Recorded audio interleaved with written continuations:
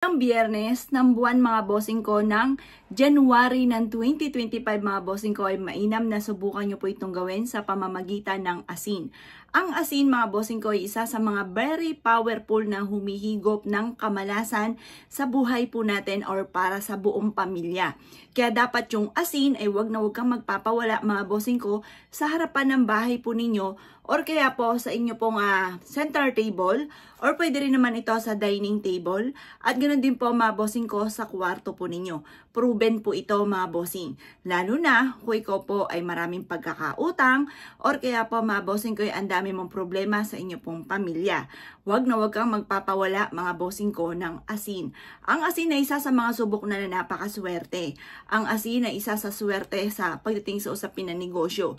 Kung matumal ang negosyo po ninyo, maglagay ka ng isang basong asin sa malapit sa inyo pong kaha. At ang dulot niyan ay napakaswerte. Ngayon pa mga bossing ko, tatambalan po natin ito ng bawang.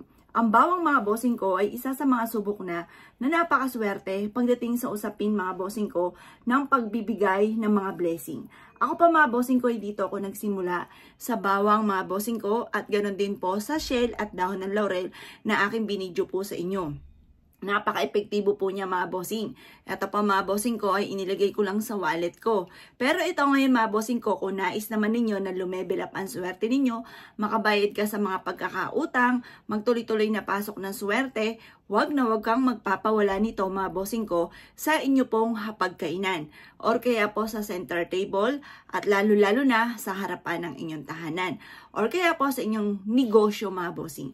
Kung gusto niyo lumakas ang inyo pong negosyo, magtuloy-tuloy na pasok ng swerte at kayo pa mga bossing ko mas lumevel up ang swerte ninyo ngayon 2025, ngayong unang biyernes mga bossing ko or unang martes sa susunod na darating na unang martes ay gawin nyo po ito. Dahil ito pa mga bossing ko ay hahakot ng swerte.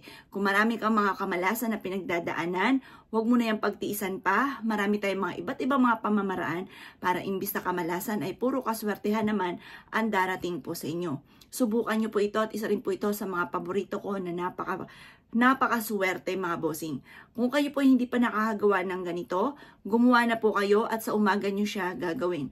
Lagi nyo tatandaan, pampaswerte ang sa atin. Kapag mga pampaswerte ay sa umaga nyo lang ito gagawin ng mga bandang alas 7 ng umaga.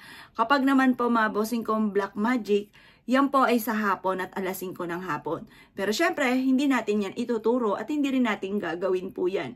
Dito lang lagi tayo sa mga pampaswerte mga bossing.